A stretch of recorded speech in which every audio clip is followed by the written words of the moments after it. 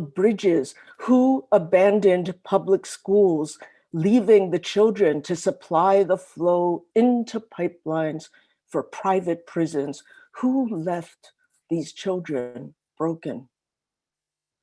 Listen, 1984, West Philadelphia, Sang Vang, beaten, left with serious brain injuries and 2 broken legs. The Hmong community leaves Philadelphia forever. Listen, 1989, Hang Lim, beaten to death with a stick at 9th and Tasker. But it was his family, victims all, taken to the police station, held for questioning for hours. At the station, his elderly father-in-law cradles his own broken arm while the baby cries, her diaper wet, her bottle empty. Listen, 1990, my students, Kwa Ho, Tuan Huynh, Yu Nguyen, Ta Tran, and 2 others, but they weren't my students. Their names escape my memory. But no, wait, Min La and Kan Lam.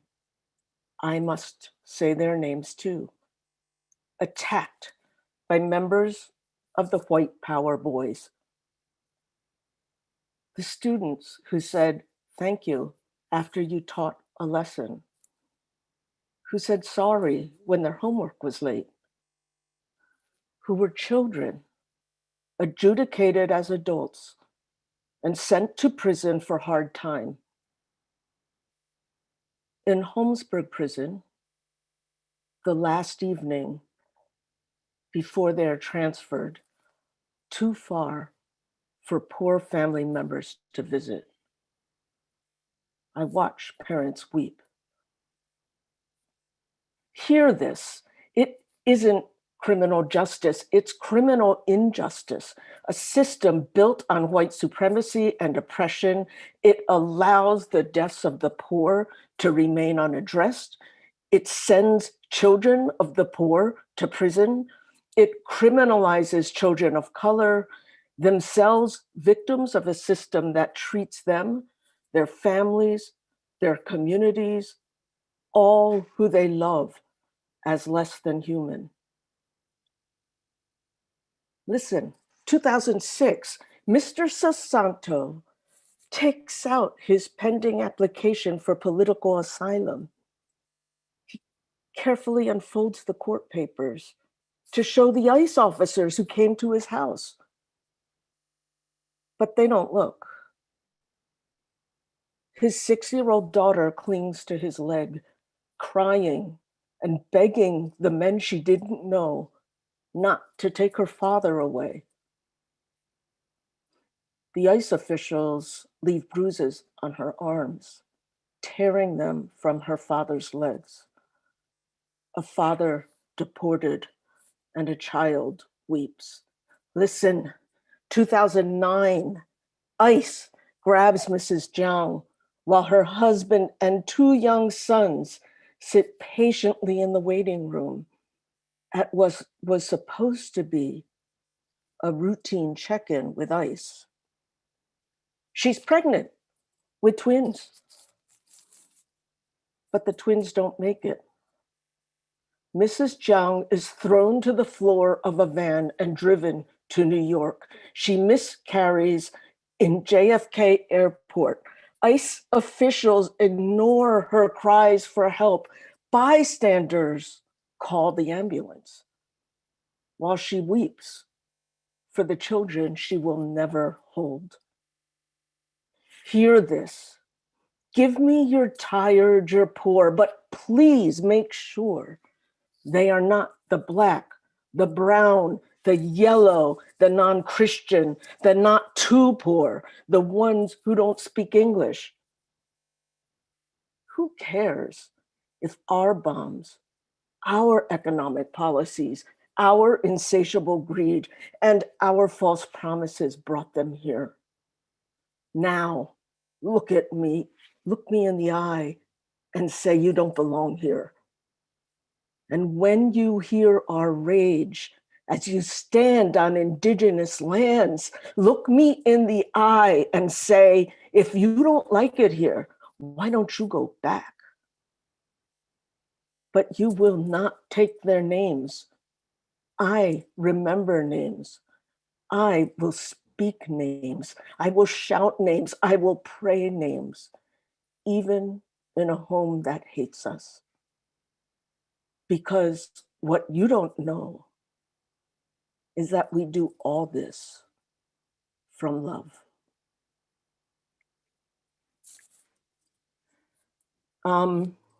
So I just have a few more words to say.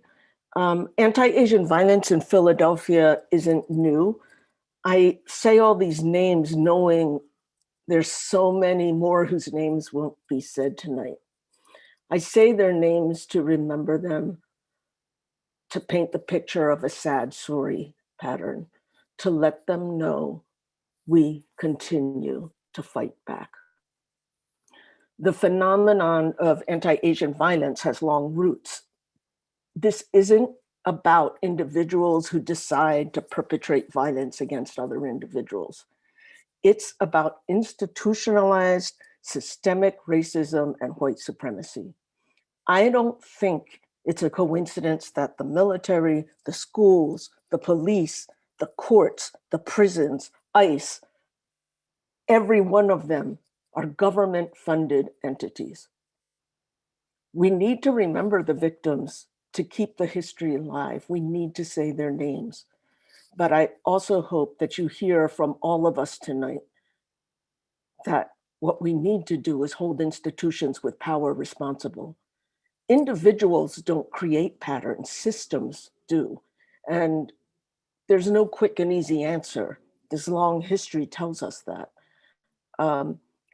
This violence didn't begin in just this past year, and it won't end soon, because dismantling systems is hard work, and it requires us all to act with courage and to be in it for the long haul. Thank you.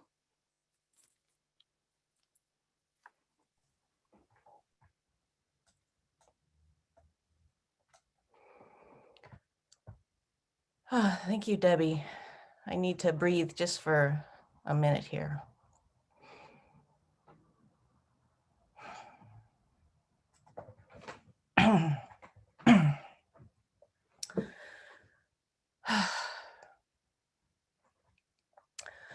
I am Ellen Samakawa. I've been involved with AAU since 1988.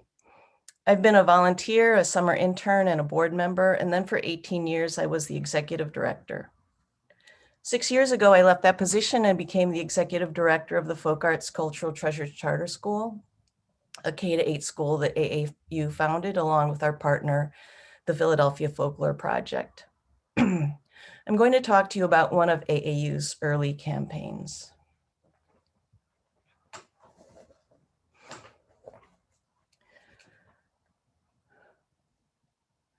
In 1989, Heng Lim, a Cambodian man, was driving with his extended family in a van, followed by a car to their home in South Philadelphia. They were at a stop sign at 9th and Tasker when a 19-year-old pedestrian named Timothy Meitzler passed their van and started cursing at them.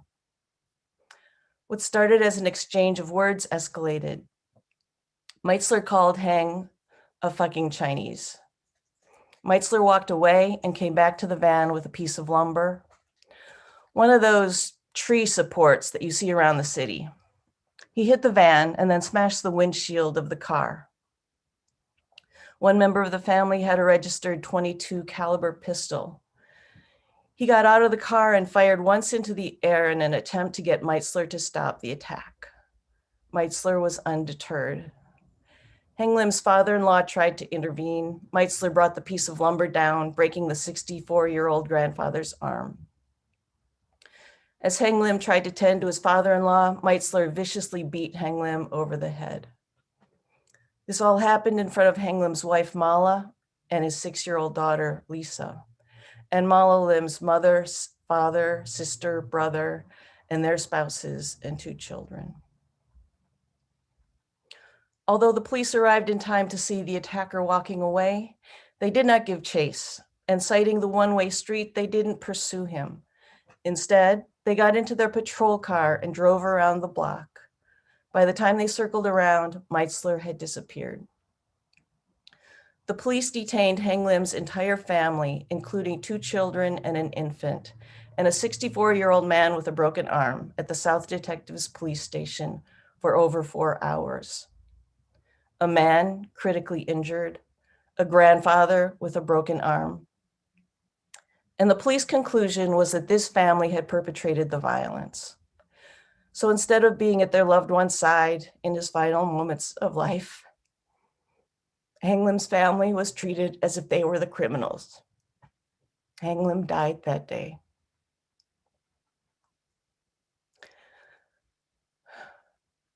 The identity of the assailant was known within hours of the incident, but the police did not make an arrest in the murder for 5 weeks after the attack, and not until AAU brought together a coalition of Asian organizations to press the police and DA to make an arrest, categorize it as a case of ethnic intimidation, and prosecute the case.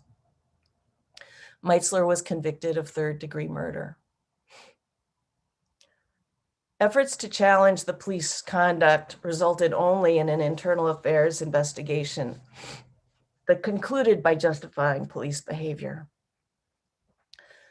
The police attempted to explain the hours-long detention and the lack of care given to the family as a result of language barriers, even though Heng Lim's brother-in-law, Varin, was fluent in English and had served as a professional interpreter in a refugee camp.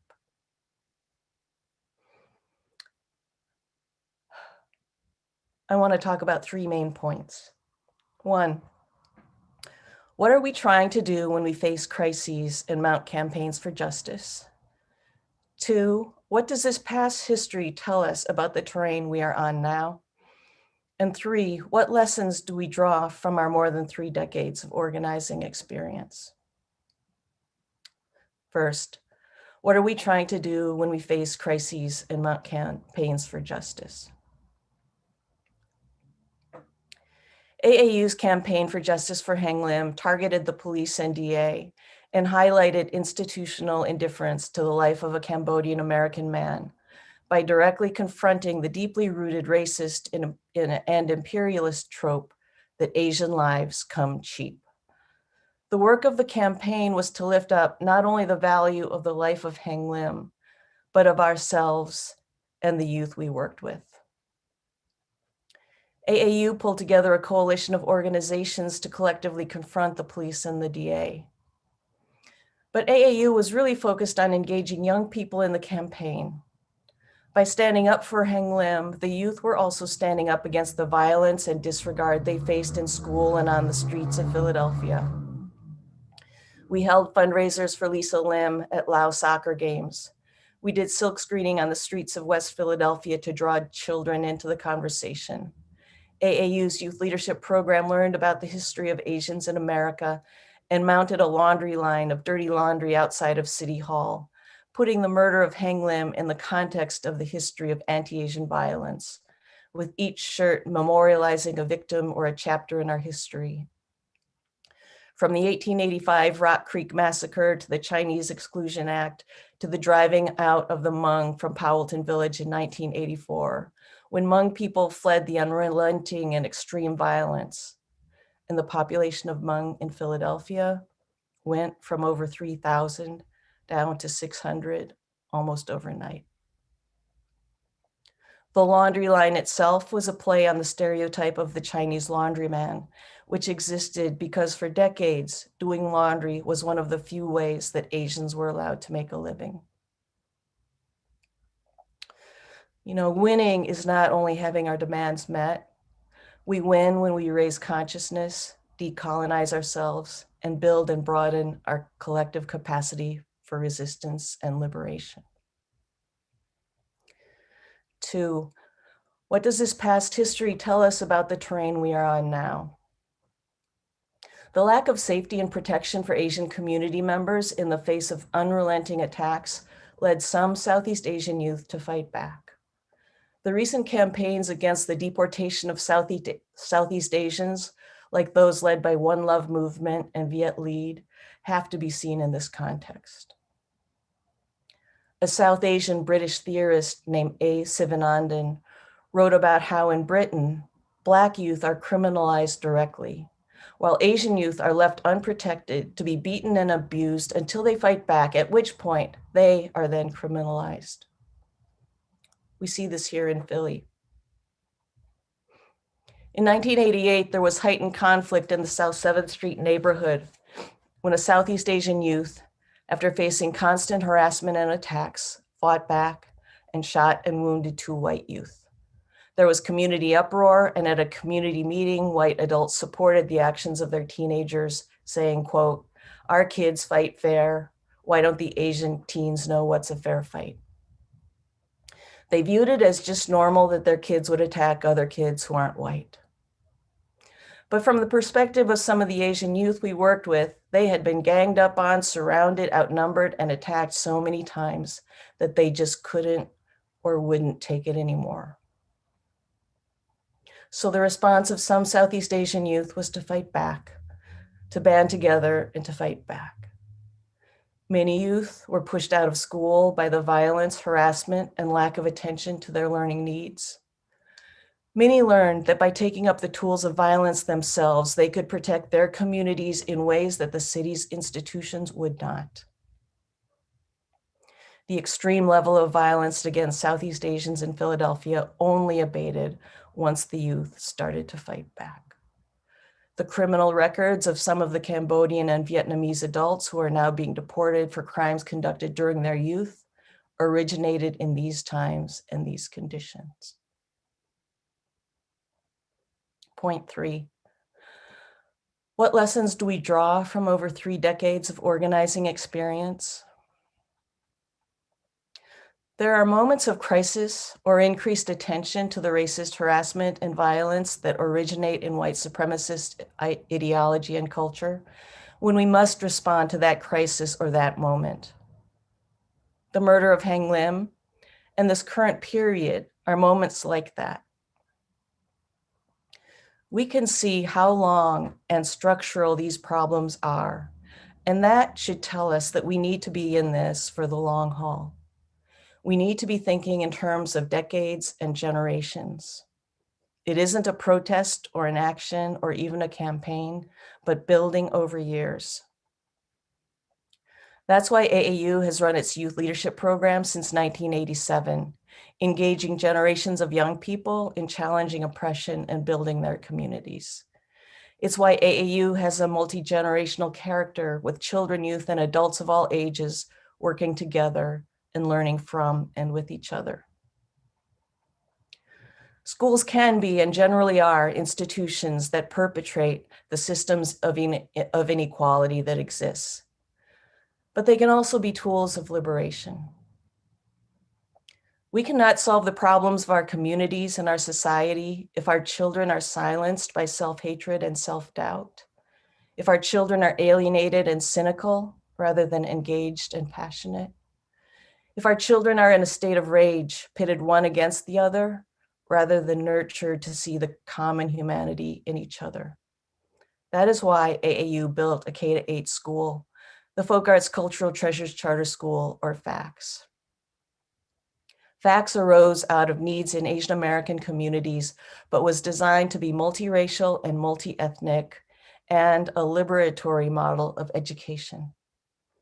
When we help young people analyze society and their place in it, we unleash tremendous power that is necessary to transform society. If the problems we face have roots in white supremacist structures and ideologies, then we need to build in a way that disrupts those structures. When our institutions, schools, police, the military, the media, render us invisible or attempt to dehumanize us, we need to see the humanity in ourselves and each other. Even as our people are brutalized, we need to build in a way that envisions the loving future that we want. Therefore, we can't just focus on turning out masses of people, trying to fight force with force. We need to be about creating new kinds of people, new kinds of consciousness, self-awareness, and character as we fight our battles.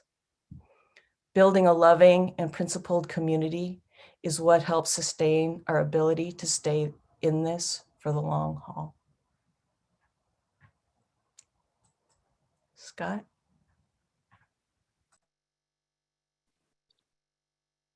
Okay, thank you. I'm Scott Kurashiga. I am a professor. I teach comparative race and ethnic studies at TCU in Fort Worth, Texas. And I'm just honored to be invited to speak with this amazing panel. I'd like to thank AAU for organizing this event and thank all of you in the audience for joining. I'm going to talk more about an incident that Debbie referenced. We've called the McCreesh Playground Incident. It took place in Southwest Philadelphia in the early 1990s. And just to put that in context, I'm going to say a little bit about how I came to this topic and how I got introduced to AAU. I grew up in Los Angeles in the 1970s and 80s around many Asian Americans, so I wasn't disconnected from my community at all. Yet I grew up never learning anything meaningful about Asian Americans in my education and with no real awareness of Asian American activism. So when I started college at Penn in the late 1980s, I was really moved to interrogate the stark black-white segregation I experienced in West Philly, as well as the class distinctions between the Penn campus and the surrounding neighborhoods, which at that time had yet to undergo the gentrification that has since reshaped them. This was the Reagan era, right? And it was the height of the so-called war on crime and the neighborhood violence associated with structural poverty and the drug economy. People at Penn used to warn you not to go to the McDonald's with plexiglass at 40th and Walnut that they called McDeath. And when Ellen's partner, Eric, who I saw is on this Zoom, who's now a teacher at FACS, invited me to his birthday party during my sophomore year in college. Penn students in my dorm said it was just unthinkable to go all the way out to 49th and Pine. Anything past 44th Street was deemed a war zone by Penn. And sadly, there were some tragic incidents of violence, right? So there were these kind of race and class stereotypes of West Philly, but there were real incidents of violence. Shortly after I arrived in the fall of 1988, there was an international incident created when a PhD student from Hong Kong named Cyril Leung was walking in Clark Park, where a few years ago I went to the very nice farmer's market that's there now. But in 1988, he was beaten by several youth on the head with a tree branch, and he died from those injuries. So I could sense that there were many things in society that needed changing. And so I did the first thing that comes to mind to many in the US. First, I planned to vote, and I did some volunteer work on the 1988 election. And I will never forget canvassing in South Philly and being told by a woman who yelled from a car that slowed down so we could all hear her, quote, "I'm voting for Bush because he helps white people." And then they drove off. After the election did not fix all the problems in the world, I started taking African-American studies classes and engaging in anti-racist student activism. Penn didn't have a single class in Asian American studies at that time. The college dean actually told me to my face that Asian American studies wasn't significant enough to warrant more than perhaps maybe 1 week of a sociology class. Ultimately, then it was AAU who introduced me to Asian American community activism. I went back to LA to go to a graduate program at Asian American Studies at UCLA in 1991. There still aren't very many, and that was the only one at the time in Asian American Studies. I was blessed to have more resources and to learn more about the many Asian American community organizations that exist in California. But I felt that we needed more awareness of those who are marginalized within the Asian American community. As we talked about already, Southeast Asian refugees living in low income and working class neighborhoods who are confronting many of the social problems impacting Black and Brown urban communities that they lived alongside. And I was very mindful that the Vincent Chin story, which most of us know, is incredibly important and illuminating, but can also limit our perspective if we truncate the narrative toward viewing Vincent Chin through the lens of what we might call model minority victimhood. An engineer who was randomly attacked by 2 laid-off white auto workers angry at Japan in 1980s Detroit, a framing that is actually not exactly accurate for multiple reasons, but more importantly, ignores the broader context of how this incident of anti-Asian violence was interconnected with anti-Blackness, toxic masculinity, labor history, and residential segregation. So with connections to people like our prior speakers, I was able to develop a research project examining this McCreesh playground incident and the broader problems with anti-Asian violence, racist intimidation, and police misconduct in Southwest Philly. Here are some points I took away 3 decades ago now that may help us recognize the need for an intersectional and expansive awareness of anti-Asian violence. First, Southwest Philly had a history of white supremacy and anti-Blackness rooted in the structures of employment and housing discrimination, going all the way back to the industrialization era in 19th century Philadelphia. Then you had housing for whites surrounding factories that primarily or exclusively hired whites only. When these whites began fleeing to new housing in the suburbs in the aftermath of World War II, in the 20th century, you start to see more and more neighborhoods in Philly transition from white to Black with the great migration of African Americans coming up from the South, oftentimes in very rapid fashion, right? Just one Black family moving in would trigger panic selling by whites. But there were parts of Southwest Philly that were so virulently white supremacists that African Americans really never moved in. They were subjected to white mobs forcing them out of houses when they tried to move in. And there was a notorious murder of a 13-year-old African American girl, Tracy Chambers, in the 1980s by basically white terrorists who wanted to send a message telling African Americans to stay out of the neighborhood.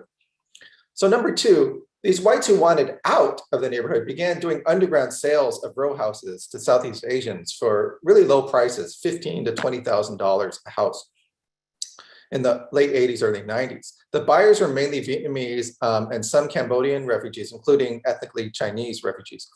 They were moving particularly from more economically depressed areas in West Philly, like Debbie talked about. And the arrival of Asians in this manner really caught many of the whites who were still there and felt stuck in Southwest Philly off guard, triggering a new wave of racist attacks and hostility. As Debbie talked about, there were groups like the White Power Boys who were routinely harassing, intimidating, and bullying Asian male youth. And when I remember interviewing Asian girls in the neighborhood, many of them said they just were largely confined to the house all the time because of the gendered roles. One early morning in August 1991, a group of white men saw a group of Asians in McCreesh playground that they called the quote unquote gooks. At least 2 of these white men went to tell the Asians they did not belong in their park. One threatened them with his pit bull and the other claimed to have a loaded gun. This was not an unprecedented incident, except in this case, some of the Asian youth went to a nearby home and came back with kitchen knives. Point 3, in the conflict that ensued, David Riley, an 18-year-old white recent high school graduate, was killed. His friend said he was not the aggressor, but had tried to prevent a conflict.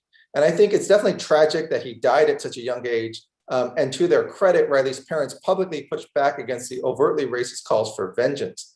But the story quickly spread citywide, framed as a racialized gang slaying through breaking TV news and sensational headlines. Newspapers repeatedly reported that Riley was, quote, hacked to death with a meat cleaver, even though the police hadn't identified a specific weapon used to stab him, and certainly had not fixed on a specific suspect. I was going through the Philadelphia Daily News and going, boy, these tabloids are just the worst. And then I realized it was also actually the same narrative in the Philadelphia Inquirer as well. So point 4, like many are sensing today, it felt dangerous to be Asian in public at this time.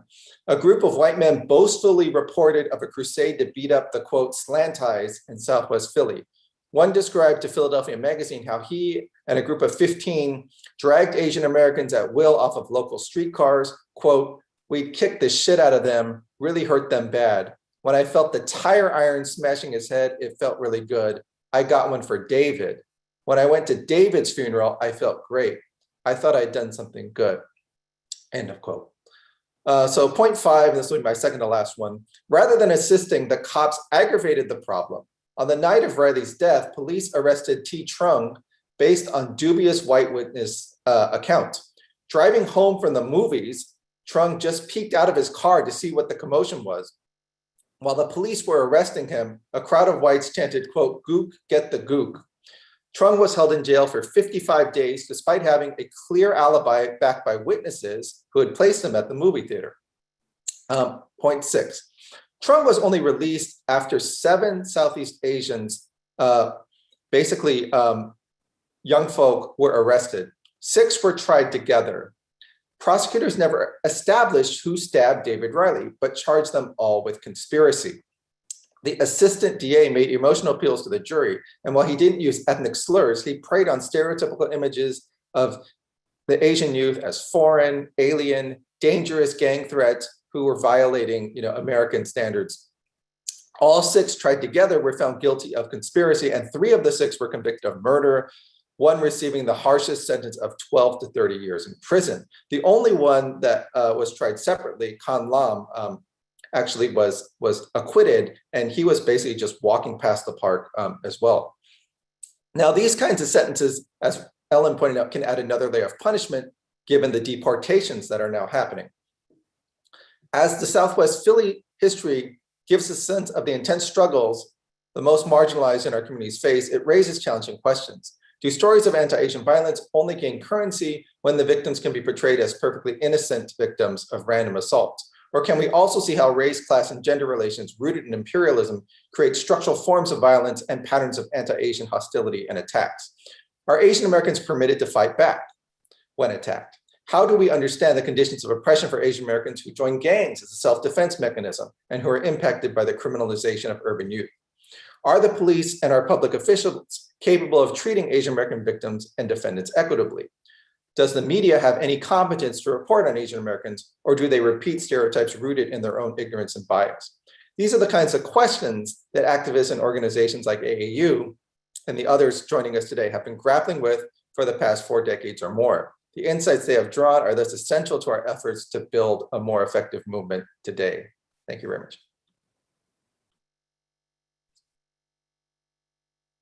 Hi, everyone. Thank you, Scott, for sharing. My name is Jang. I am one of the student leaders with the South Philly High, I'm going to say organizing story. Back in 2009, I'm here today to share that. Just a little bit about myself. I am now the Civic Empowerment Program Manager at Viet Lead, and I also working with API PA as a Viet organizer back in 2020. So if you get a lot of phone call about me for voting, yes, that's me and my team. So I'm also really grateful to get invited by AAU today to come speak about my experience back in 2009 and the lesson that I learned. So just to share what happened to me.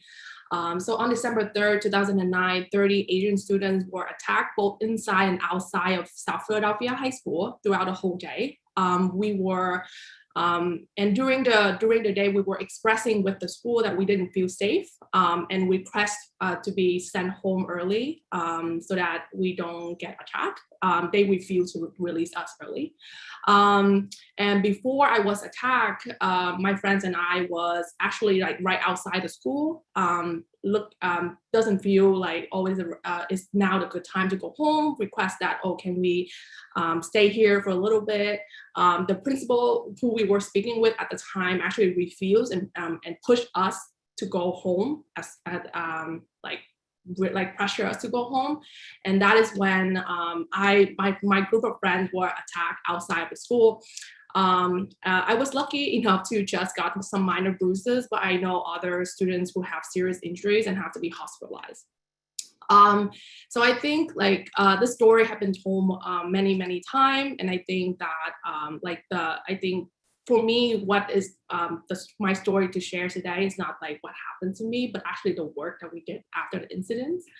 So after the incident, there was a thread going online of like a group of Asian students actually going to take like action and fighting back with the Black student who attacked us.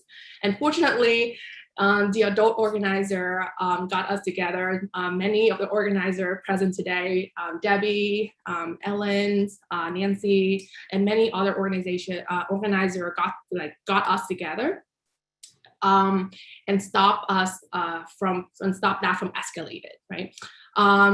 Then and their work actually shifted our focus from interpersonal conflicts resolutions to a more structural solutions, and that is actually the result of the infamous South Philly High boycott for 8 days, which result in a long-lasting structural change until this day.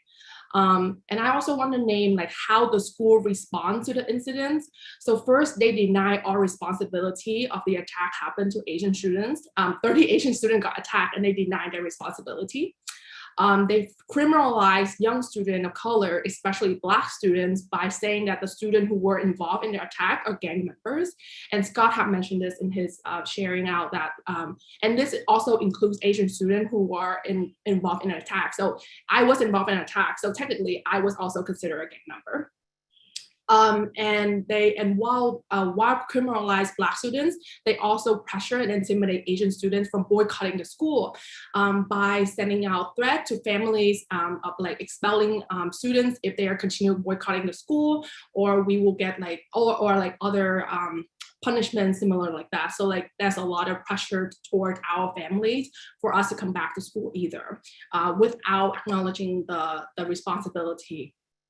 And I want to highlight here that the directions of our student work to demand structural change from the school, especially and the school districts, especially, is also grounded in the lesson that the adult organizer learned in the previous decade, right?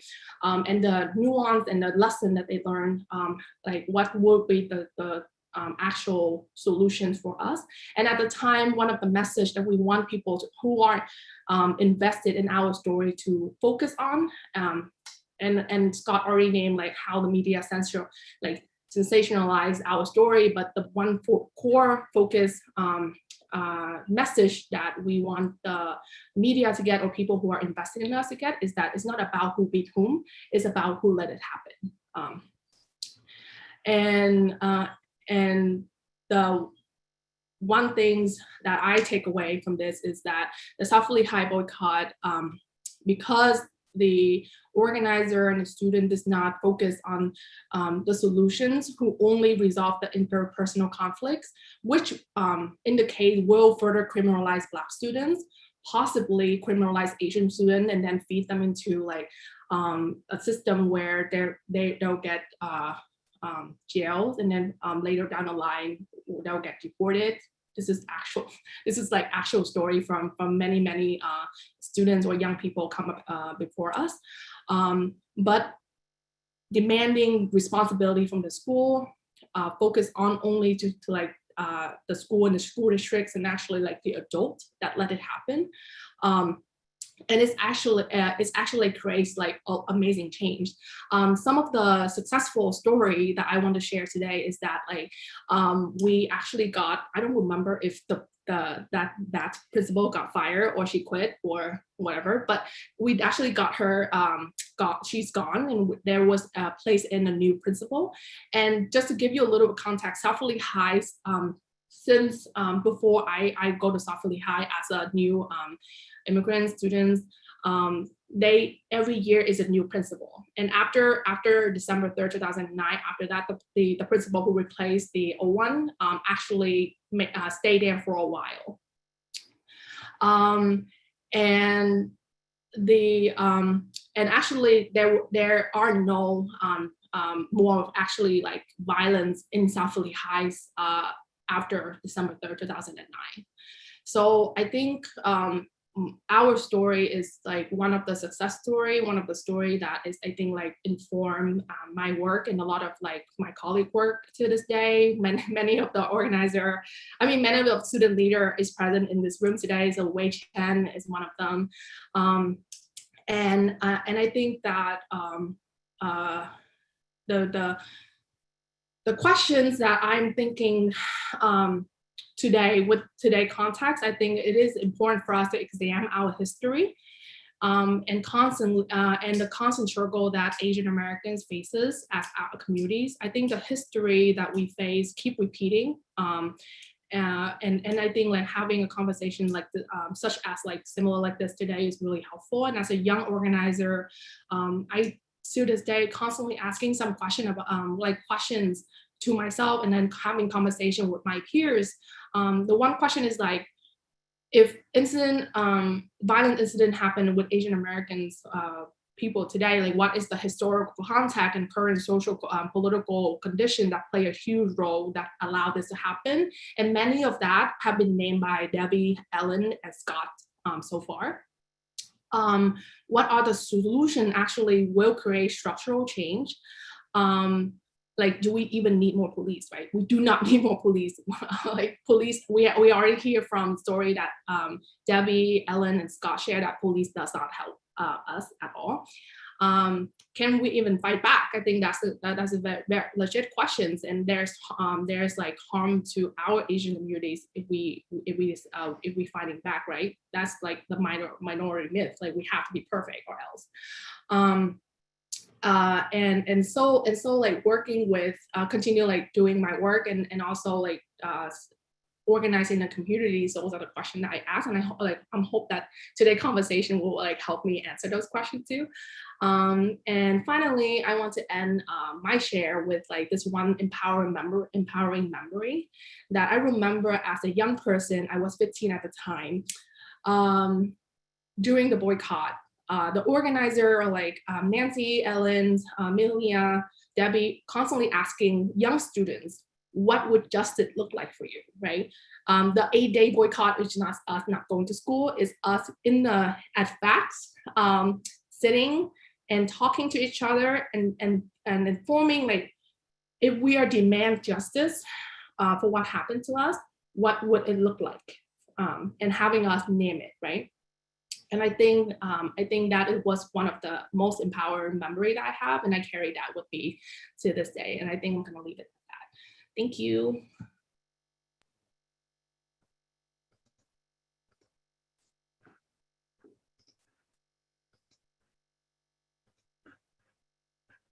Okay, hi everyone. I want to invite everybody at this moment to take a breath after our first 4 speakers. I'm going to take a breath. That's a lot of intense history, and it isn't history and stories that we hear every day, and it isn't easy, but I hope that you're finding this history useful and as important as we do. I personally love getting to sort of see how the incidents that are so in the media's attention today are not new. We just covered about 25 years of 35 years of one organization's history in the city. And I also really appreciate getting to hear the organizing that took place as a result, and also the leadership that grew. So I hope that you all are getting to soak that in also, because I think amidst all of the really the pain that is in this history, we also really want to be able to show the hope and the power. So also, if you have questions that are coming up, if you wanted to hear more about a particular part of history, if there was something you were wondering, please be posting them in the chat. We're collecting them, and we'll get to have the speakers speak to them during the question and answer. Next, we have invited 2 final speakers to say a few words from their work in their communities, so that we can bring in some of a growing number of recent events that are affecting our Philadelphia and Pennsylvania communities currently. And also so that we can get just a little picture of some of the important work that many other leaders and organizations are doing across the city and across the state. And these are just 2 of many, many other speakers we could have had tonight. It's important to know that there are today more than 25 Asian Pacific Islander ethnic groups in Pennsylvania, and leaders from all of these communities have stories to tell and lessons to share. So next, first we have Mohan Seshadri from the Asian Pacific American Political Alliance, who will be followed by our final formal speaker for the evening, Pastor Aldo Siahaan from Pejuang Indonesian Organizing Coalition. Hey folks, my name is Mohan Seshadri. Thank you so much for having me. Can folks hear me okay? Perfect. So I'm, as Alex said, I'm the co-executive director of APIPA. We're Pennsylvania's new statewide Asian American advocacy organization focused on contesting for Asian American political power on the state legislative, terrain, on the electoral terrain, making sure that we're organizing our communities, especially in target areas across the state outside of Philly and Pittsburgh. We were founded especially through the leadership of Alex and Wei at AAU and Zhang and Nancy at Viet Lead. And it's events like these that make me just so grateful for all the incredible organizing that's come before us, and just so excited for everything that we're going to build together. I'm about to talk about two separate instances that APIPA has worked on or is working on. And I want to be clear that we're not necessarily going to get as deep as some of the other folks. We're a brand new organization. And in a lot of cases, in places outside Philadelphia, as many of y'all know, we don't necessarily have the same institutional knowledge. There aren't necessarily organizations or organizing committees that are holding this work. And so in a lot of cases, especially in some of the communities we organize, every day we find new issues and new histories and new stories that folks who've lived there for 30, 50 years never knew about, because folks didn't talk about it and folks didn't necessarily have the infrastructure to work on. But before my time with APIPA, I was the executive director of the Governor's Commission on Asian Pacific American Affairs. And one of the issues that has just long plagued the South Asian community, and especially in central Pennsylvania, is, especially in the last 20 years, just incredibly vicious and brutal bullying of students in schools. Obviously, it's not too different from what folks have been dealing with in Philly and everywhere else, but it especially ramped up after 9/11, as similar to Ellen and Debbie were saying, the dehumanization of Muslims and anyone who looked Muslim, so Hindus, Sikhs, Jains, South Asians, and West Asians broadly, especially across the Lehigh Valley in central Pennsylvania, really ramped up. You had Islamophobic and anti-Asian speakers in schools. You had colleges hosting folks just really pushing the march to war in Iraq and Afghanistan. And that had just real effects, especially on South Asian and West Asian young folks from K through 12 in public schools across the state. And one of the, that was something that it was basically just, put in our lap when I came in a couple years back to the Governor's Commission as an issue that was one of the things that had really concretized a lot of Muslim organizing, especially in central Pennsylvania, and also had really caused schisms and divergences between Hindu and Muslim South Asian communities in central Pennsylvania, especially Harrisburg and the Harrisburg suburbs. I'm not going to pretend that there aren't one or two other controversies separating Hindus and Muslims in Pennsylvania and also across the world. But it was really the response to this Islamophobia and this blatant and virulent racism, especially affecting young folks, that caused specific splits. When soon after I came in a couple of years back, there was this issue of a family, I think it was a 6-year-old, a 9-year-old, and a 15-year-old of new Syrian refugees who'd just been resettled in the Harrisburg suburbs, were pretty brutally assaulted with rocks and bricks on their way to school. And the perpetrators of this were identified as 2 or 3 Black teenagers who went to the same school or were in the same district. And the general response from Muslim community leaders that I was working with across the board, and I don't want to generalize here, obviously we have many different alignments and affiliations and ideologies within all our communities, but the response from leaders, the first thing that I heard, the first thing that they said to me was, we don't want the cops involved. We don't want our response to be criminalization. We need this dealt with. We need folks to stop throwing rocks and bricks at our young people. We need safe schools. We need to end an end to Islamophobic bullying. But we don't want the response to be criminalization, because we know that that has real effects on our Black siblings right next door. And these folks are our neighbors, these are our friends, these are our families. In some cases, members of the community go to the same mosque. They're actually something that is not necessarily known is that there are actually more Black Muslims in Pennsylvania than there are Asian Muslims. And there has been, over the last 20 years, a real understanding, especially in areas like these. In central Pennsylvania, there's not too much other organizing happening there, of real political alignment and the need to work together if the communities were going to get through this.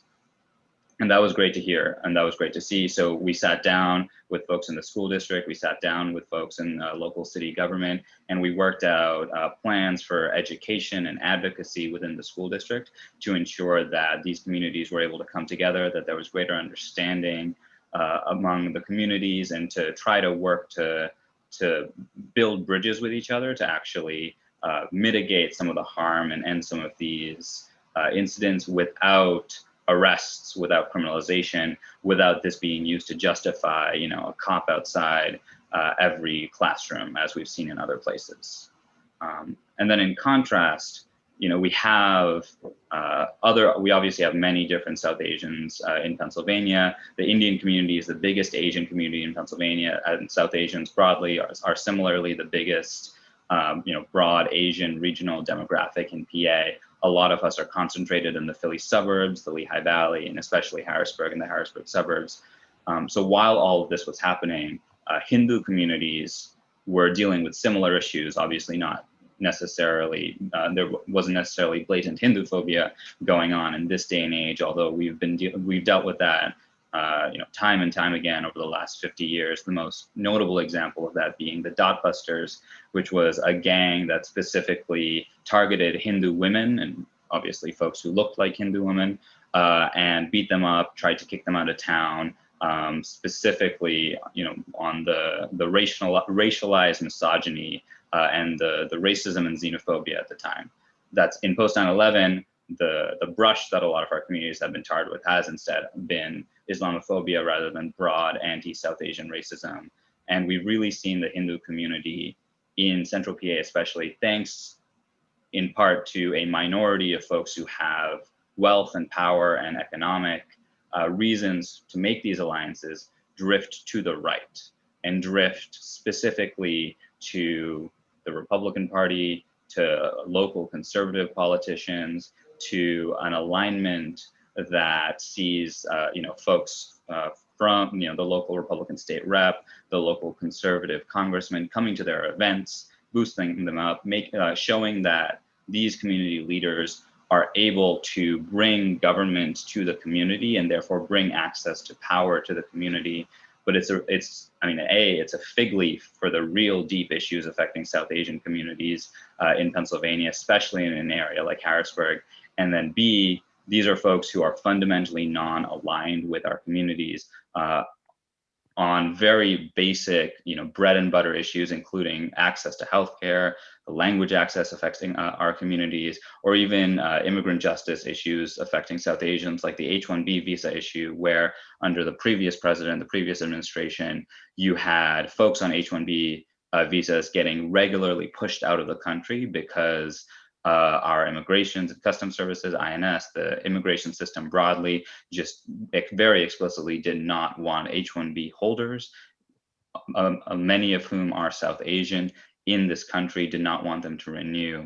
And these same politicians that would show up at these holy events, these Diwali events, the Garba after Garba, temple after temple, would simultaneously then go to Congress or go to the state legislature and fearmonger about our communities, deny access to immigrant justice or basic access to our families, our ability to travel, blatantly supported Trump's Muslim ban, things like that. And that's one of the reasons why APIPA has specifically set up a dedicated South Asian base building program and specifically has staff working on South Asian issues, because we've seen that this is a threat to our ability to build power to our community. We've seen that if we don't actually make an intervention and build, similar to what everyone else has talked about, long-term organizing infrastructure and an ecosystem that is dedicated to meeting our communities where they're at and moving them to where we all need them to be, then we're going to lose an entire generation of South Asians, and specifically more well-off Hindu Indians in places like the Philly suburbs, the Lehigh Valley, central Pennsylvania, to a right-wing agenda that does not actually align with what our South Asian communities need, and certainly not with what Asian communities need broadly. So we're dedicated to that work. We're in places like Montgomery County, Bucks, Delaware, the Lehigh Valley, Harrisburg, and we're excited to work with all y'all to build both South Asian power that is actually rooted in our values and our needs, and also bring our communities closer together with the rest of y'all to ensure that we can build power for all of us and win some justice for all our people. The second thing I wanted to talk about is something that is probably more familiar with folks on this call, and that's another campaign that APIPA is currently running, and that's to get justice for Christian Hall. So as many of y'all probably know, Christian Hall was a Chinese 19-year-old, a teenager up in Monroe County, up in Stroudsburg in northeastern Pennsylvania. And on December 30th, 2020, he was dealing with a mental health crisis on an overpass in Stroudsburg. He had what was ultimately found out to be a toy gun in his hands. The police were called, and we don't know exactly what happened next, but we do know that it led to him with his hands up while the cops shot him 7 times in the chest. And what we know is that mental health crises should not be a death sentence, and that our communities, after a year of just nonstop fear mongering and race baiting and assaults, especially, obviously this has been going on for a lot longer than a year, but we've seen an uptick in this year. We know that our folks are struggling, especially with many mental health issues, and that things like this are going to keep happening if we don't demilitarize our institutions, demilitarize our police especially, and take those resources and move it to real mental health support that is language accessible, that is culturally competent, that actually meets our folks where they're at and provides services in a way that our folks need. We've been working with Christian's family for the last 3 months so that they can actually learn who killed him, who killed their son. And the local DA and the Pennsylvania State Police have so far refused to provide that information. Last Tuesday, as some of y'all may have seen, the District Attorney of Monroe County held his first press conference in 3 months to the day since it happened, where he revealed for the first time that Christian was holding a toy gun in his hands. Up until then, all communications from the police, from the DA's office, had said that he had a real gun and used that to justify the fact that he was murdered by the state police. They blamed him for the mental health crisis he was undergoing. They said that he wanted to commit suicide by cop, and it was his fault. And they took the time to blame the family for their grief and say that they were lying about the facts of the case and the degree to which the DA's office had been communicating with them, and also took the time to kind of talk up the Pennsylvania State Police's mental health credentials to say that they were well qualified to deal with this issue. And we all know that if they were so well qualified, then Christian, this Chinese American teenager who was going through a mental health crisis, would be alive and not dead. So we're like I said, we're working with the family. We're calling on Attorney General Josh Shapiro to take over the case.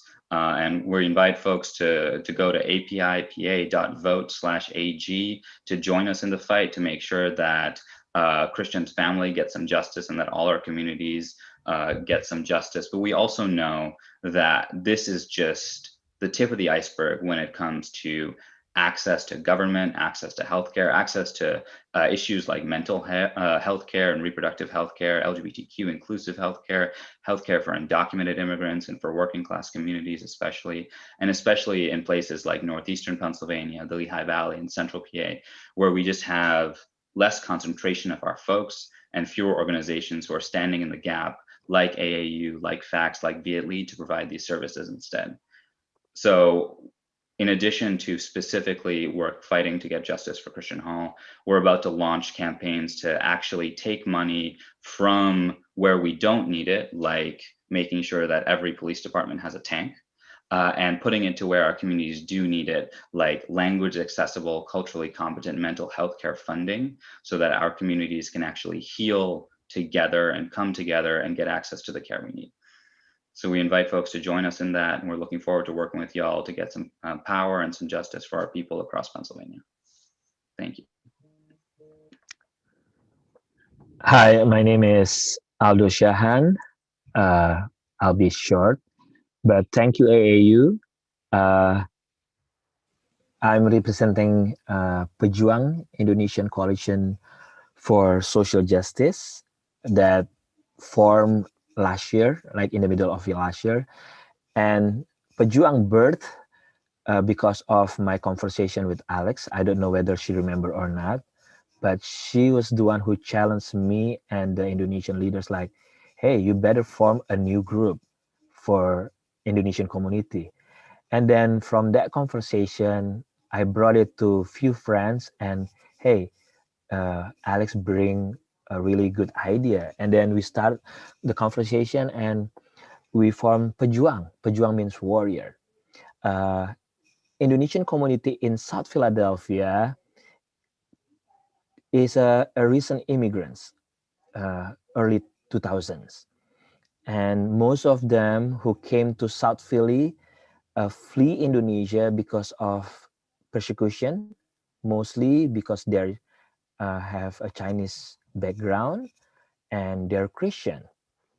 So came to new land, not knowing the language, try to get a new life. And now in the past years, in the past months, facing with this horrific situation, this is new for me as a pastor. Like Sunday after Sunday, I remind people, hey, remember, we Asian, we need to be very careful. Do not go out by yourself. Even do not go out only two people. Go out in a group. So it seems like we are back home. Like we need to be very careful, not having a liberty to walk. What I want to share is what happened in 2-3 weeks ago. It's not as tragic like Mohan shared or Alan or Debbie, but what happened 2-3 weeks ago is two Indonesian teenage girls. They were waiting on the subway. They were on the city hall platform waiting for the subway, and there are 5 other people that came to them intentionally, and they start saying like, hey, they pushed these two girls. They're 17 years old, and these a group of people, they came, sat next to her, and then try to push her until they also cornered them. After they cornered them, they slapped their faces, uh, punched them, and no one helped them on that platform. The subway came, they entered the subway, and again, this group of people came again, still attacked them until one Indonesian man saw that because they're in the one cart, and then he came and stand up for them. But none of other people in platform as well in the subway helped them. And interestingly, is it an Asian hate crime? Because there are other people in the platform, there are other people in the subway. Why these two girls? The only Asian in that platform, the only two Asian in the subway. So, and again, if there is, if they were not Mr. Indonesian guy who came and helped, what they told me like, I don't know what happened to us. because no one stand up for us. And yeah, same thing. That's scary for us because now these two teenagers, they are not afraid to go out. They're really just want to stay home and not wanting to go out. They're not sharing with their parents in the first 2 weeks because they're afraid. And then after they share with their parents also doesn't want to make a official police report because they're afraid if their kid's name will be publicized and so on and so on. Yeah.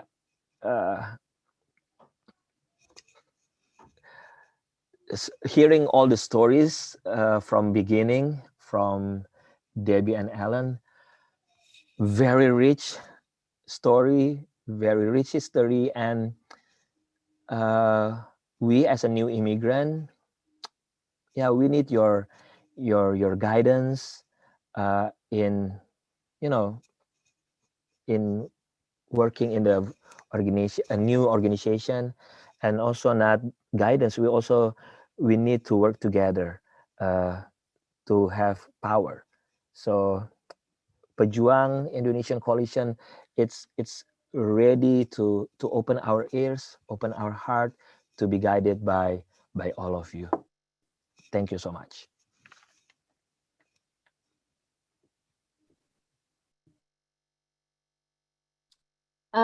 So thank you, Aldo and Mohan, for sharing this last part.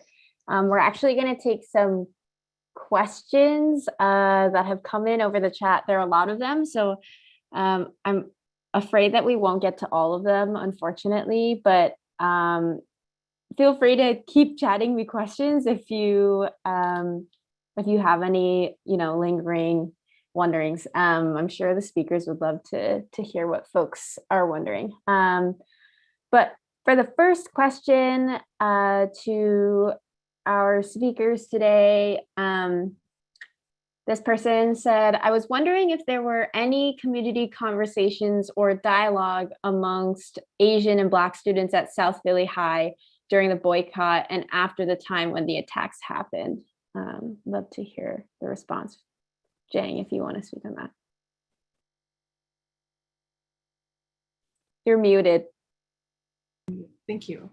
Can you repeat the question? I'm so sorry. I can also pop it in the chat to you. This person says, I was wondering if there are any community conversations or dialogue among Asian and Black students at South Philly High during the boycott and after the time when it happened. So short answer, no. I think during the boycott, it was a lot of work actually for the Asian students to get together and actually got organized by the leader. And I think some of the contacts that we work with during the boycott is actually it was the first time that Vietnamese immigrant student and Chinese immigrant student was getting together and talking for the first time, right?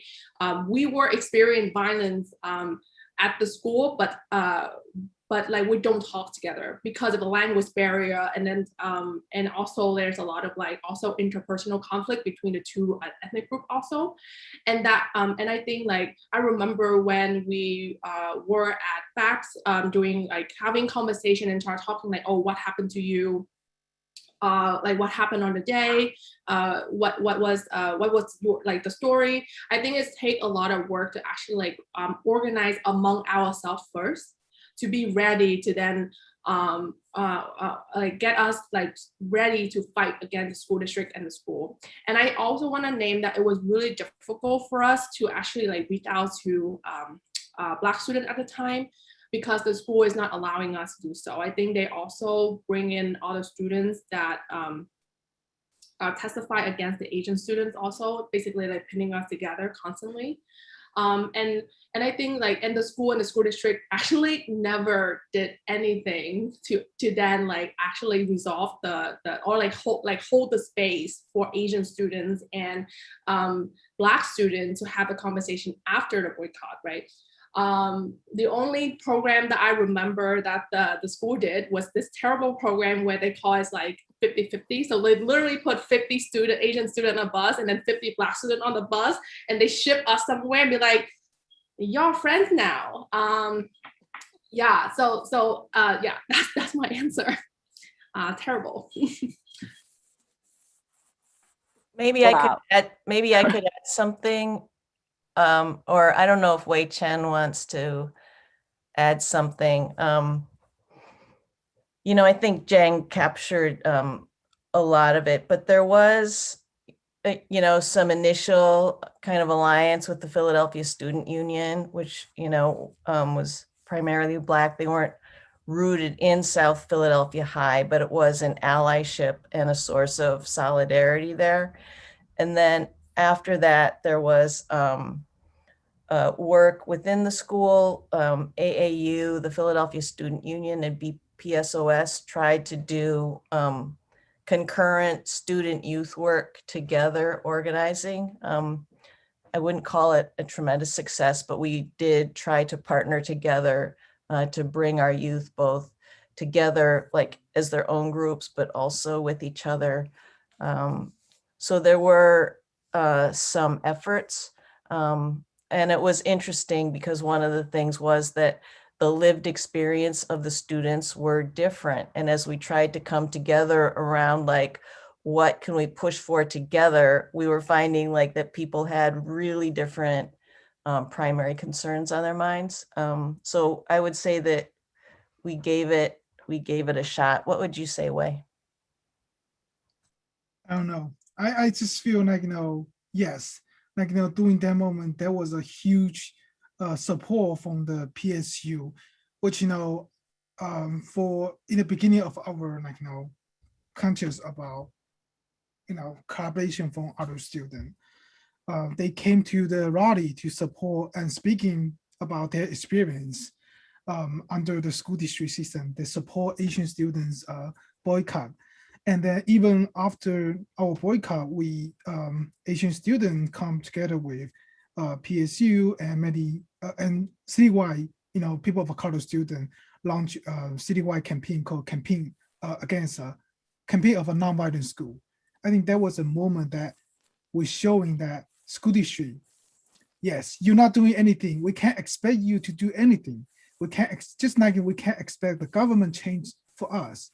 It's time that we united together against the system, unfair system. And it's time that the only way that we can change the society and change the situation is to take a stand by ourselves and united with others.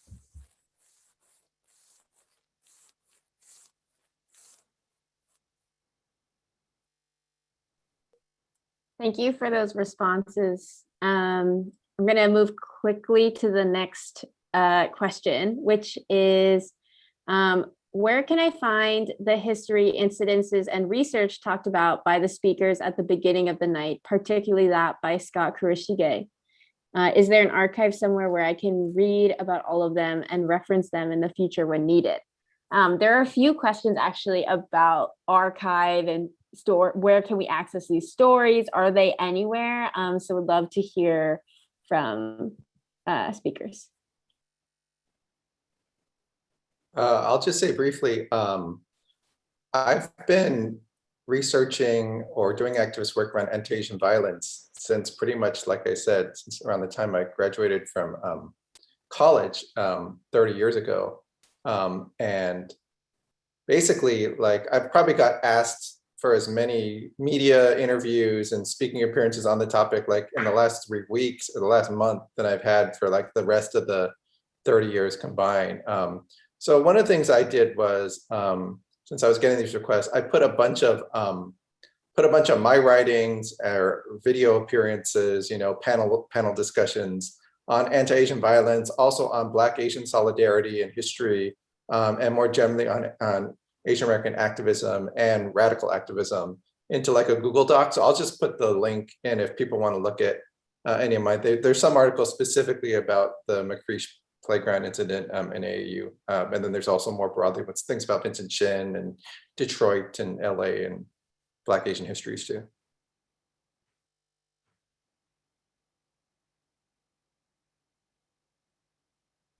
Does anyone else want to speak on where we can find these stories that you guys mentioned tonight?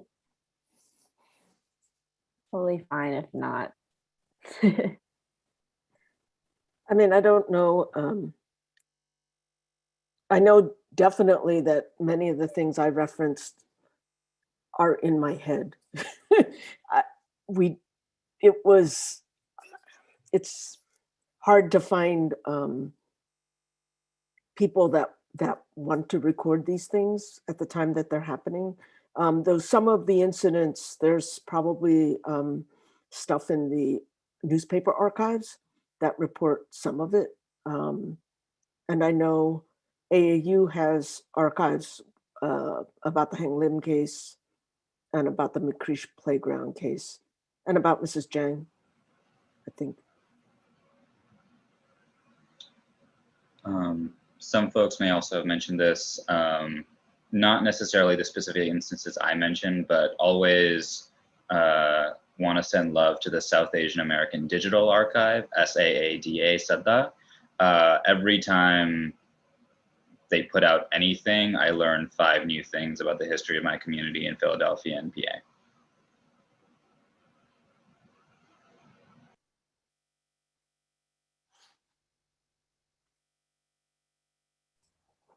Sorry, I was having a hard time unmuting. There is a short article in an issue of the Philadelphia Folklore Projects magazine on their website about the South Philly High boycott. And there's also a traveling exhibit that's kind of those pop-up panels that we created about the South Philadelphia High boycott as well.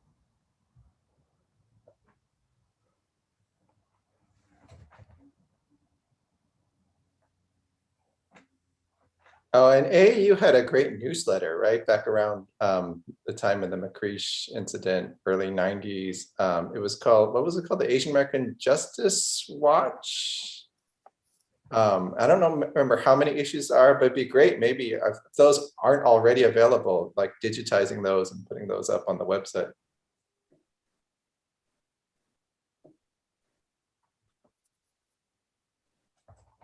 Thanks everyone for those responses. I'm excited to look at them myself too. Okay. Next is a question from Manuel Portillo from the Welcoming Center. And he says, I worked with newcomers from many different countries. They don't understand race in America. In fact, they are discovering that all of a sudden they have a new social identity in America. Latinx, Asian, Black, and so on. They don't understand the impact of racialization. It's an American experience. In solidarity with the Asian experience, my question is, what strategies can we think of to help build bridges across multiple identities and cultures that help strengthen racial justice for Asians and others? I can put that in the chat. It's a little one.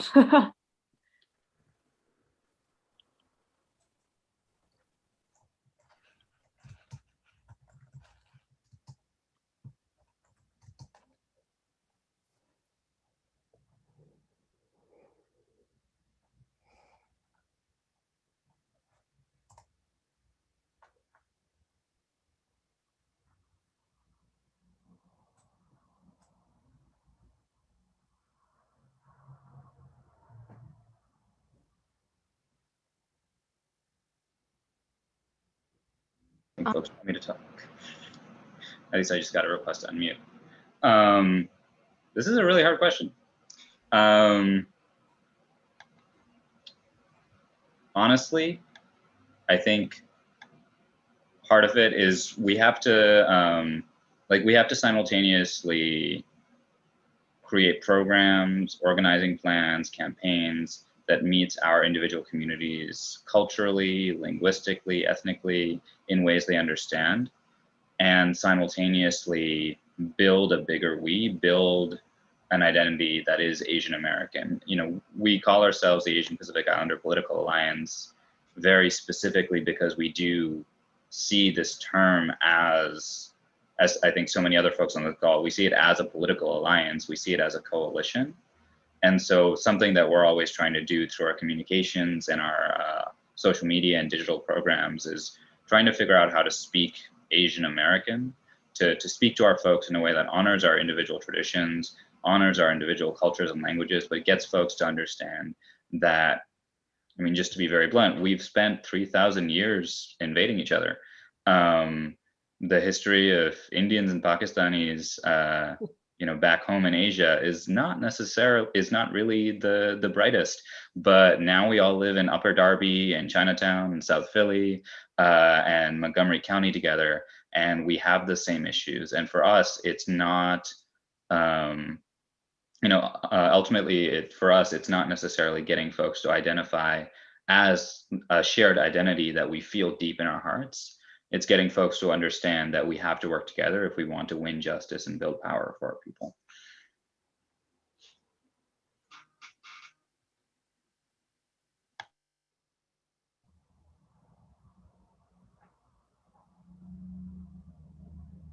I think I can speak on my personal experience as like 1.5 Asian immigrants, Vietnamese immigrants. I think like this question is very difficult, right? I think the question of like how do we share a long history, decades of Asian American history, and in the context of like the United States as like imperialist country, right? As like a country who not only terrorize like folks in Southeast Asia, Middle East, but also like our own Black people.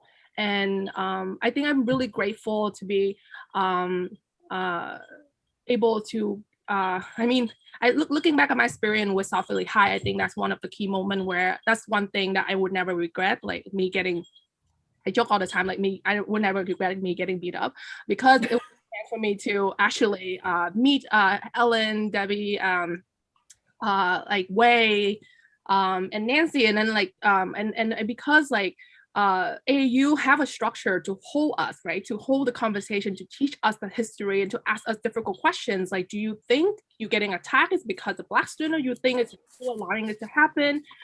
There's this long history of police terrorizing, like, sorry, my dog. Not only Black people, but also Asian immigrant people, and then blaming us for the inability to like speak English, right? To like to exploit us. And I think like having that structures and thinking through like what conversation we start and making it like starting like AAU have a youth program where we cultivate young leaders, right? The program have conversation like teach us history, and like cultivate leader, and then also Viet is also doing the same thing. So I think like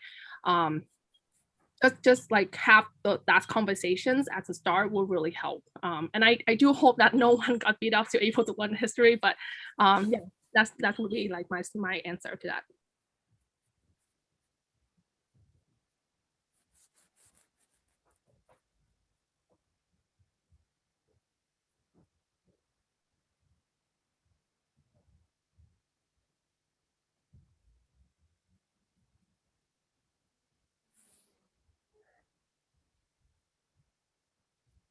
Yeah, I mean, I think organizing obviously is so important. We need to have those spaces where we can talk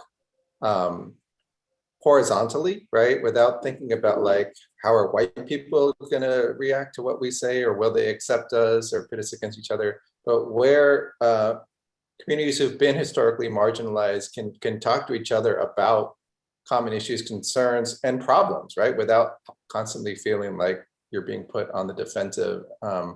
Been saying we need those kind of spaces of radical intimacy. And for me as an educator, a lot of it revolves around just changing the narrative. We have such a distorted, warped view of history and our own histories, right? Like that oftentimes we grow up with for all kinds of reasons. And so, I just think, in terms of my working with Grace Lee Boggs, it's been important to have people understand her background as something that breaks the mold of the model minority myth, puts a more radical perspective out there, talks about systemic forms of power and injustice, and about the challenge of us accepting the responsibility to create a whole different system and a way of living. I think with this Atlanta spa shootings, it's really important talking about Asian Latinx solidarity, that not only were these, 8 people killed, this Latinx man who had his wife murdered, was detained by the police, just like Hang Lim's family, right, for like 4 hours. And so this moment where he could have had his, really paid his respects, right, and had his space to mourn, to grieve, to be with his loved ones, he was detained by the police, basically racially profiled as the possible shooter, right? When the shooter we know was this evangelical, conservative white man who saw Asian women, right, as this source of sin based on this purity culture that had to be eliminated, right? And that has deep roots in colonialism and missionary work and so on. So we need to make those kind of connections. The other one I'll point out, and I'll send this to Alex again. I think, we just passed the anniversary of Martin Luther King's assassination, April 4th, 1968, but also his really historic speech, Beyond Vietnam, delivered on April 4th, 1967. He really talked about how there is a system that driven by the giant triplets of racism, materialism, and militarism that needs to be basically overcome through a radical revolution of values. And he also did this not just as an appeal to civil rights supporters, but he made a direct appeal. He said, as a child of God, I'm speaking to the suffering poor in Vietnam, right? That sense that, again, we need to have these people-to-people conversations across race, across nation, beyond these structures and put into place by heteropatriarchy and white supremacy and imperialism. Those don't happen in the mainstream. They're not going to happen, necessarily in Congress right away. They're not going to happen, on the CNN news. But those are the kind of spaces that we can create, that AAU has created, right? That makes people like me have access to this type of different narrative and information and methods of organizing. I wonder if Debbie Way has something to say about this question from Manuel, because Debbie taught ESOL students, right, and had very diverse students from different countries. And it felt to me like you engaged them in a lot of conversation for understanding like how racism was playing, or how to understand their new life in the United States. And I know the Welcoming Center has ESOL programs for adults. So I didn't know if you had anything about that kind of conversation. Well, I think one, working with youth was in some ways easier to sort of start to build that understanding of race as this construct. It is a real weird thing. It is really an American thing. In Asia, it's ethnicity, it's not race. And what it really was about, it's not how we see ourselves, it's how others see us. And others see us as all the same. And so it's really, so a lot of what I did in the classroom was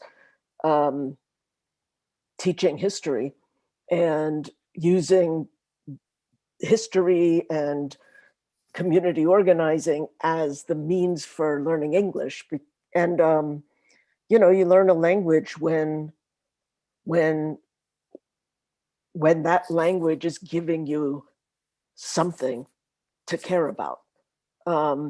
And I think for the older generation, it's a lot tougher for a lot of reasons. You're dealing with just having lost everything, being here, there's no common language with students. They're learning English together. And so there's that kind of commonality in terms of linguistic access. With more recent immigrants, how do we talk across ethnicities when we don't have a common language? So I think it was a lot easier for me to do as an ESL teacher in the classroom. And a lot of that really is about referencing a little bit of what Scott said, like teaching the history and really building kind of layers of understanding in the classroom. Thank you all for your insightful and thoughtful responses. We are running super over time, but thought we would ask this last question to close. I think it'll wrap things up pretty well. The question is, in this moment of acute violence against, I'm gonna read from the beginning. So the speakers have all talked about creating justice through long-term organizing and work. But in this moment of acute violence against Asians and Asian Americans, are there 3 to 5 actions that you would like local governments, schools, and police to take right now to address this violence? And I thought that because Aldo hasn't responded to any of the questions tonight, maybe if you felt moved by the question, you could respond first. Don't pressure though, and I want to open the floor for everyone to speak. And I'll put it in the chat.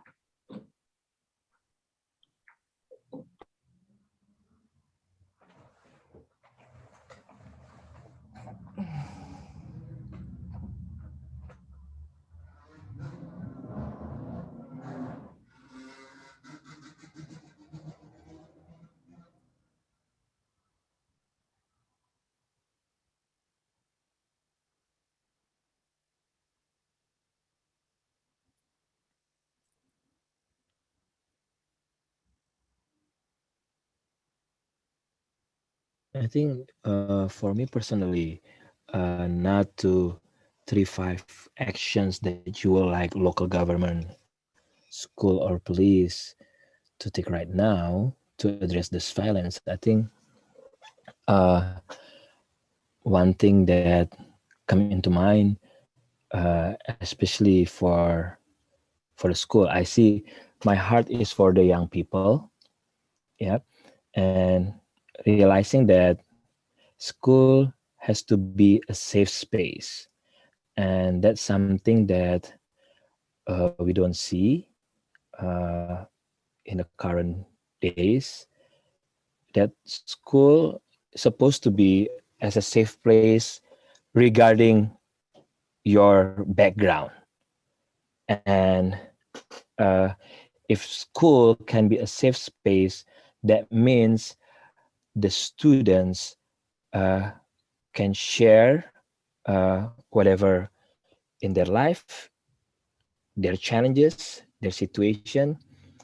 I know it's not easy, but one thing that if the principal or the school district or the teachers knows like, hey, every students come here from the pre-K to 12th grade, even college student, they need to enter a safe space area. I think that's one thing from me.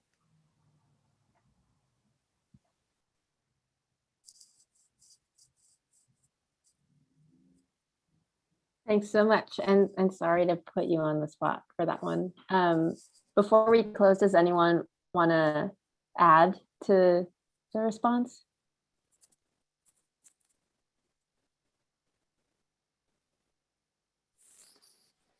I mean, I would say similar to what other folks have said, this issue is systemic. It is broad, it is deep. There's like the list of things that our government and our cities need to be doing is 3 million lines long. I think the very quick thing that y'all can, the very quick action that y'all can take is go to apipa.vote/AG and tell our Attorney General to actually do his job and listen to our communities. I think broadly, as so many folks here know, the words hate crime have this very specific definition that I think we can go back and forth about whether or not it is accurate, whether or not it is broad enough, whether or not it, like, fundamentally you need to be yelling an ethnic slur while you brutalize someone for it to be considered a hate crime. But I think ultimately what we've seen over the last year is our folks don't have access to any sort of reporting, especially outside our communities. There's not enough language access when it comes to the government services that exist to actually provide support or tracking of these instances. And there's certainly not enough resources to provide care for our folks who have been going through this violence and have come out the other side. So I think, frankly, one of the main things that our government can do and needs to do in the face of this is just actually invest in our communities, support local institutions that have been doing this work for, let's say, 35 years, support our community leaders who are often underfunded and under-resourced, listen to our communities when it comes to what we need, and especially not use this specific political moment to justify their agendas and their interests. We've seen a lot of folks use this to call for expanding police budgets, expanding hate crimes legislation, expanding, throwing more resources into police departments rather than giving them straight to our community and to our folks who can use them best. So I think that we simultaneously need to call on our government to take action for our community. We need to join organizations like the folks here to make that happen. And we also need to guard against our communities continued to be used as wedges to further the war on drugs, the war on terror, and to especially ensure that this brings us closer to other movements and other communities and doesn't further divide us from the broader issues of mass liberation, of healthcare for all, of economic justice for all, things like that. And I would just add, education's my thing. That's where my brain sits. I think what's really important in this time, especially because of COVID, there is a temptation now for schools. There was this horrible push before with the high stakes testing and to just not build community in schools. Building community takes time. And you need to invest the time and realize how important it is for students to have a sense of community. And so in the midst of things like high stakes testing, even, simple things like, writing poetry, that goes away because it doesn't raise your test scores. And now my fear is post-COVID, because so many students have lost so much time, there's going to be pressure to academicize, whatever that word is, everything about schools. I'm hearing this push for summer schools that will bring kids together to sort of ramp them up and give them mega doses of academics so they can enter school in September. That's not what our youth need right now, in my opinion. That's not what we need. They need to be together, yes. Our young people need to be together, and they need to be together to build a sense of community and a shared humanity. And I think as adults, especially those of us that are parents, we have a role in this. We have to say what we want for our students and for our children. And it can't be, I'm worried about whatever, I'm worried about their academic success, and I'm worried about college, and I'm worried about this.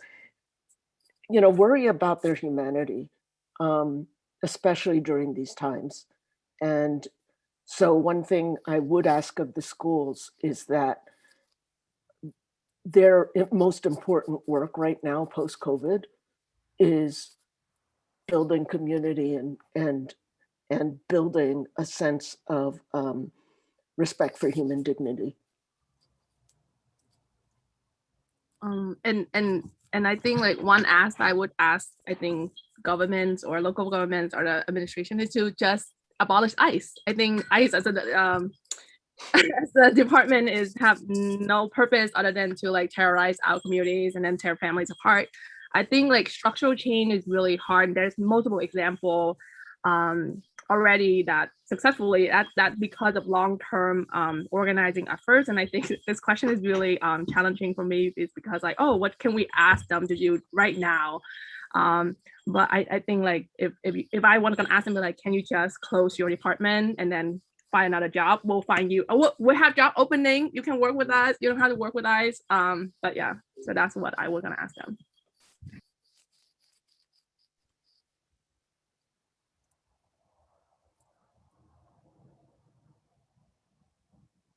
Okay, I think that given time, we were gonna wrap up for tonight. I wanted to end this section just by thanking all of our speakers so very much for taking the time to do this tonight. I think a lot of us feel like what's really going to sustain us in the struggles that we're involved in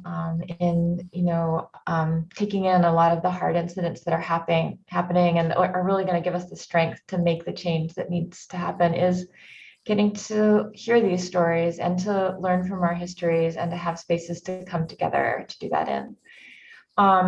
So people have been here a while. I'm going to just make two final announcements. On April 22nd, we are going to continue telling some of this history. We're going to do a long planned community teach-in featuring Mary Yee, who is another founder of AAU.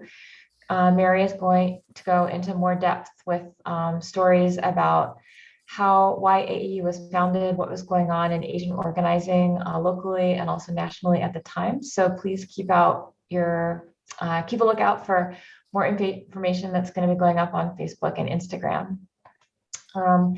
You can also follow the link in the chat that's been in the chat, and we'll post it again for more information. There's a page that has a lot of information tonight for different things you can do, actions you can take, how you can contact the organizations that these different speakers are connected to, some resources, also how you can make donations to anybody you'd like to make donations to. We do very much appreciate that kind of support also. It enables us to do all the work that we do.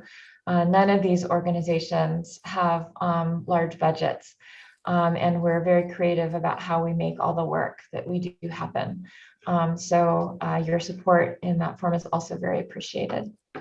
Let's see. So I want to end tonight by thanking just a few more folks. I want to thank PhillyCam and also the Pennsylvania Immigration Citizenship Coalition, who added a lot of technical support to our live streaming tonight. And I also do want to thank all of the funders and all the donors who sustain the work that we do every day. And most of all, just thank all of you in the audience for coming and listening and being here with us tonight. And that's it. Good night. Bye, everybody. Good night.